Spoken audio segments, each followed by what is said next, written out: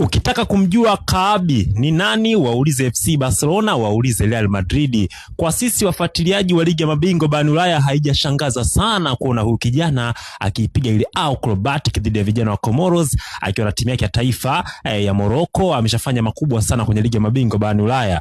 FC Barcelona kwenye ule ushindi wa chuma 6-1, basi jamaa tunakumbuka yeye ndo alifunga bao kwa upande wa vijana wa Olympiacos, lakini pia hata kile kibano ambacho alikipata dhidi ya Real Madrid chuma 4-3, pia jamaa alifunga goli na kutoa assist kwenye game dhidi ya Real Madrid. So Kaabi ana kiwango bora sana kwa sasa, ni kama jamaa alijipata kweli kweli. Leo vijana wa Comoros wamefungwa bao la kuzungumzwa, bao la kideo, bao fulani hivi ambalo basi kulizungumza lazima uwe na mita, uwe na rula, uwe na peni, penseli, mambo mengi kweli kweli. Game kisha 2-0, Morocco ameanza kampeni yake kibabe kweli kweli, na pengine basi miongoni mwa timu ambazo zinatazamwa kwenye kuchukua ubingwa ni vijana wa Morocco pia, kwa kushinda chuma 2-0 dhidi ya Comoros.